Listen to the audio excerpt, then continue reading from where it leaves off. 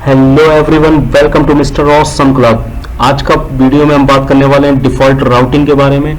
और हमारा पार्ट जो है वो है 18 सीजन है 200-301 सीरीज का। चैनल पे नए हैं तो चैनल को सब्सक्राइब कर लीजिए और पुरानी सीरीज को जरूर देखिए। तो चलिए गाइस स्टार्ट करते हैं वीडियो को। और सबसे पहले ये जानते हैं कि डिफ़ॉल्ट राउटिंग क्या होता है।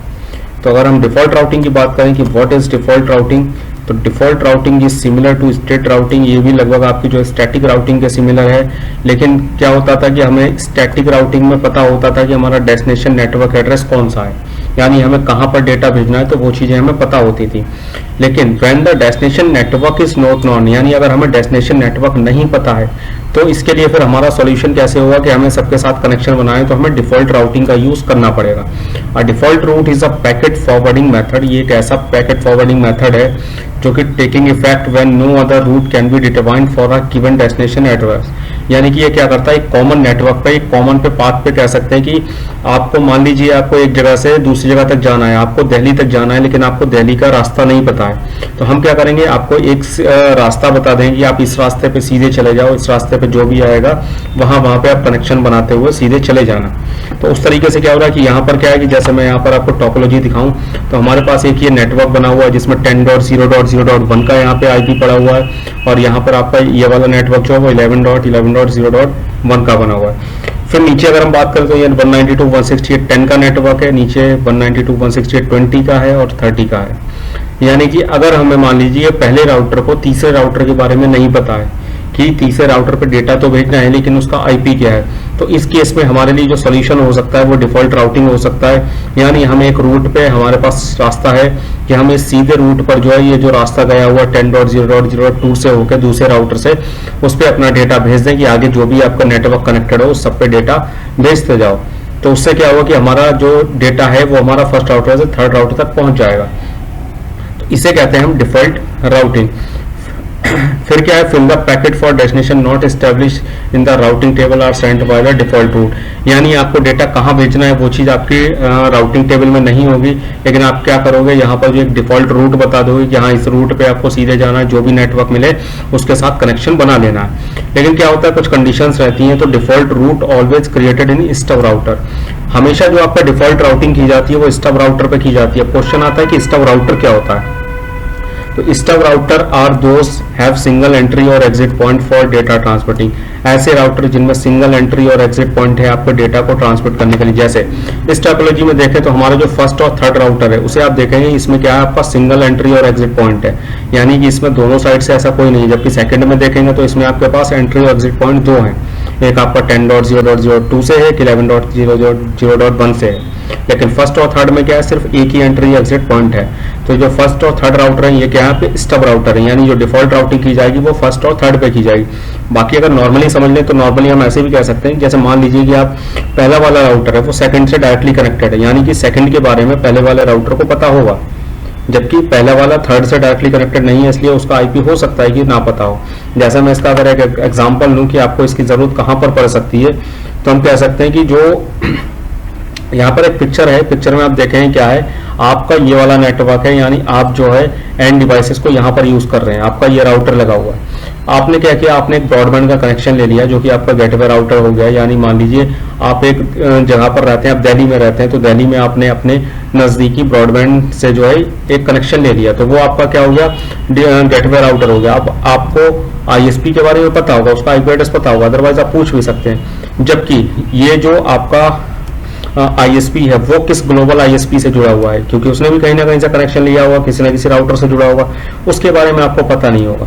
तो उस केस में आपका कनेक्शन कैसे बनाया जाए, या फिर आईएसपी को भी आपके बारे में नहीं पता होगा, तो उस केस में हम यहाँ से कनेक्शन कैसे बनाएं। तो इसके लिए हम यहाँ पर जो है डिफॉल्ट राउटिंग करा सकते हैं। तो डिफॉल्ट राउटिंग कैसे कराते हैं, इसके लिए आप जो है यहाँ पर क्या करें, कन्फिग्रेशन देख लीजिए, मैंने यहाँ पर कमांड्स लिखी हैं। कमांड वही आपकी आईपी रूट रहती है जो कि स्टैटिक राउटिंग में रहती थी, लेकिन हम यहाँ पर आईपी एड्रेस की जगह पर क्या करते हैं कि 0.0.0.0 दे देते हैं, एक कॉमन नेटवर्क दे देते हैं। ऐसे ही आप सबनेट मास्क की जगह पर भी आप 0.0.0.0 दे देते हैं।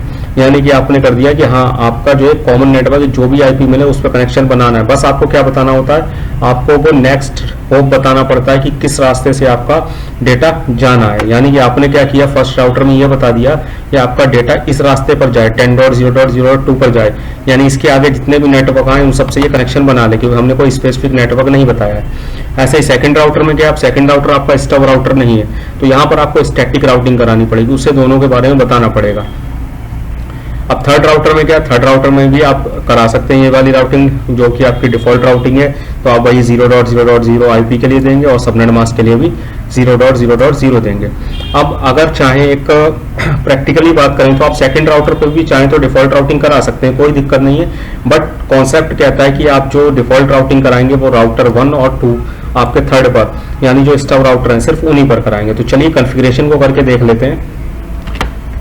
तो कॉन्फ़िगरेशन के लिए हम सबसे पहले फर्स्ट राउटर पे चलते हैं, और फर्स्ट राउटर पे हम सबसे पहले क्या देखेंगे कि यहाँ पर पहले से कौन से नेटवर्क आ रहे हैं। जैसे हम इनेबल करके यहाँ पर देखें तो शो आईपी राउट करके हम यहाँ पर देखेंगे तो हमारे पास जो नेटवर्क आ रहे हैं वो 10.0.0 और 192.168.10.0, यानी जो आपके पहले से डायरेक्टली कनेक्टेड नेटवर्क है सिर्फ वही आ रहे हैं।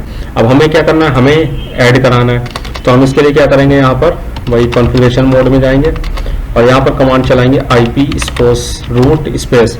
अब हम IP एड्रेस की जगह पर क्या करेंगे 0.0.0 दे देंगे, स्पेस देके सबनेट मास्क की जगह पर भी 0.0.0 दे देंगे और हम अपना नेक्स्ट होप बता देंगे। तो फर्स्ट राउटर के लिए नेक्स्ट होप कौन सा होगा 10.0.0.2, देन एंटर कर देंगे, यानी फर्स्ट राउटर की राउटिंग हो गई है। अब जाते हैं सेकंड पे। तो सेकंड पे हम क्या करेंगे, सेकंड पे यहाँ पे हम करने वाले हैं कि हम यहाँ पर भी देखेंगे शो IP राउट, क्योंकि सेकंड में हमें करानी है स्टैटिक राउटिंग, तो हमें टोटल नेटवर्क भी देखने पड़ेंगे। तो यहाँ पर टोटल नेटवर्क पहले हम देख लेते हैं कौन से हैं। तो टोटल नेटवर्क आपके कौन से, एक तो आपका 10.0.0 का नेटवर्क है, 11.0.0 का नेटवर्क है, इसके बाद आपका 192.168.10.0 का नेटवर्क है, 192.168.20.0 का नेटवर्क है और 192.168.30.0 का नेटवर्क है। यानी टोटल इतने नेटवर्क हैं आपके। इन नेटवर्क में से अगर हम देखें सेकंड राउटर में, तो सेकंड राउटर में हमारे पहले से कौन कौन से आ रहे हैं, 3 नेटवर्क आ रहे हैं, 10 वाला, 11 वाला और 192.20 वाला। यानी हमें कौन सा ऐड कराना है 192.168.10.0 और 30.0 ऐड कराना है। तो हम इसके लिए क्या करेंगे, वही ग्लोबल कॉन्फ़िगरेशन मोड में जाएंगे।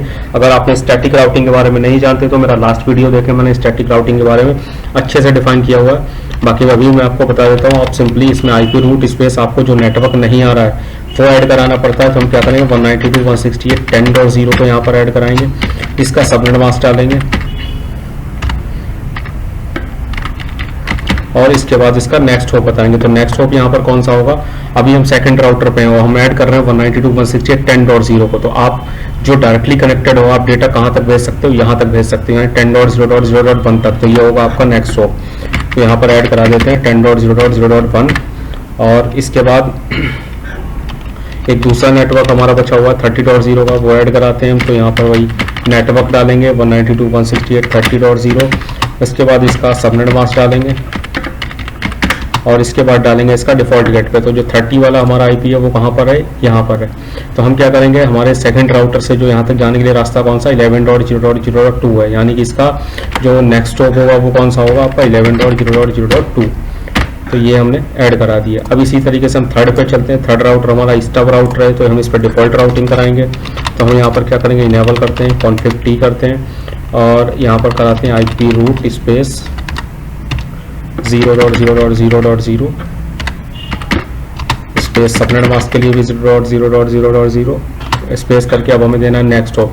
तो हम इसे बता देंगे कि इस रास्ते पर, यानी इससे 11.0.0.1 वाले जो राउटर है इस रास्ते पर जो भी आपको नेटवर्क हो उससे इसे कनेक्शन बनाना है। तो हम क्या करेंगे 11.0.0.1 यहाँ पर इसका नेक्स्ट होप दे देंगे। तो सक्सेसफुली हमने राउटिंग करा दी। अब एक बार आपको मैं यह भी दिखा देता हूँ कि आपका जो यहाँ पर राउटिंग टेबल में शो होगा वो किस तरीके से शो होगा। तो यहाँ पर अगर हम देखें तो यहाँ पर लिखेंगे शो IP रूट। तो यहाँ पर आपको क्या दिखेगा, आपके जो डायरेक्टली कनेक्टेड होते हैं उनके लिए C बन कर आता है और डायरेक्टली कनेक्टेड नेटवर्क शो होते हैं। आपके जो स्टैटिक होते हैं उनके लिए सिर्फ S बन के आता है और जो डिफॉल्ट होते हैं उसके लिए S के साथ में स्टार बन के आता है। तो आप देखेंगे यहाँ पर क्या दिख रहा है आपको 0.0.0 यानी कॉमन नेटवर्क है जो कि कनेक्शन किससे बनाएगा 11.0.0.1 से बनाएगा।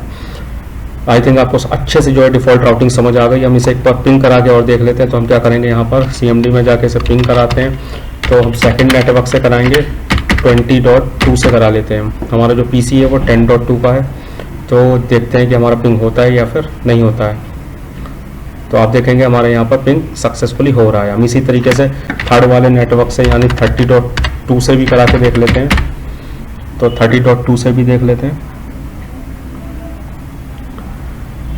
तो आप देखेंगे कि यहाँ पर सक्सेसफुली जो पिंग है वो हो रहा है। यानी इस तरीके से हमने डिफ़ॉल्ट राउटिंग को यहाँ पर सक्सेस कर लिया है। आई थिंक आपको अच्छे से समझ में आ गई होगी। कोई भी डाउट रह जाता है कमेंट करके आप तुरंत पूछिए। चैनल पर नए तो सब्सक्राइब कर लीजिएगा और वीडियो लाइक करिए। मिलते हैं नेक्स्ट वीडियो में डायनामिक राउटिंग के साथ में। Thank you guys.